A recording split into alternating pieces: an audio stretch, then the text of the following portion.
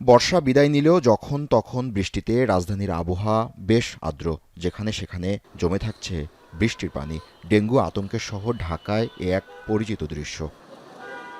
এরই মধ্যে জীবনের নিয়মে চলছে অফিস, স্কুল, প্রাত্যহিক সব কাজ। কিন্তু বনানীর বাসিন্দা আলিফ খন্দকারের সময় যেন আর কাটে না।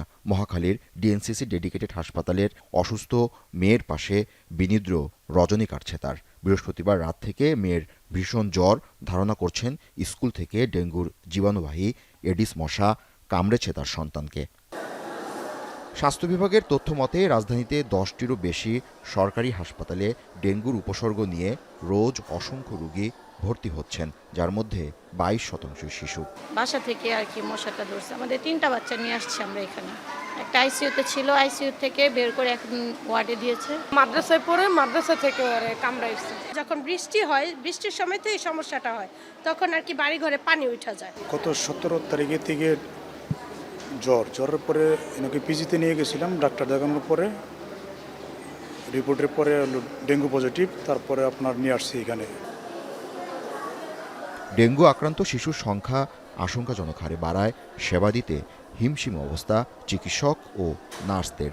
জনস্বাস্থ্য বিশেষজ্ঞরা জানান, শিশুদের মধ্যে ডেঙ্গুর উপসর্গ বড়দের চেয়ে কিছুটা আলাদা। প্রাপ্তবয়স্করা শরীর এবং চোখের ব্যথাসহ হঠাৎ জ্বর অনুভব করলেও শিশুরা প্রথমে বমি বমি ভাব এবং কাশিতে ভোগে বেশি। প্রথমে দেখবে তার ডেঙ্গু হয়ে গেছে কিনা। তার যদি জ্বর থাকে তাহলে প্রথম 3 দিন অপেক্ষা করা যেতে পারে যে সাধারণ প্যারাসিটামলে চলে যাচ্ছে কিনা।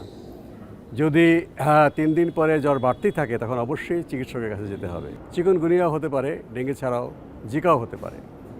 তো প্রথম 3 দিন সে বিশ্রাম করবে। আর ঘরের পরিষ্কার পরিচ্ছন্নতা, নিয়মিত পরিষ্কার পরিচ্ছন্নতা আমরা ঘরকে রাখতেই হবে।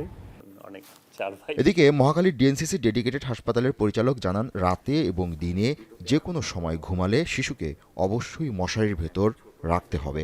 সাদা বা কম উজ্জ্বল কাপড়ের প্রতি মশা আকৃষ্ট হয় কম, তাই শিশুদের উজ্জ্বল কাপড় না পরানোর পরামর্শ তার। শোয়ার সময় মশারি টানে শুই, কিন্তু আমরা এই ব্যাপারে যেটা ভুল করে থাকি, শুধু আমরা রাতের বেলায় মশারি টানাই। কিন্তু ডেঙ্গু মশাটার কিন্তু সাধারণত দিনের বেলায় বেশি কামড়ায়, যেরকম early in the morning, late afternoon and evening, এইসব সময়ে বেশি কামড়ায়। সেই জন্য আমাদের কিন্তু আমরা দিনের বেলায় ঘুমানোর সময় মশারি টানাইতে হবে।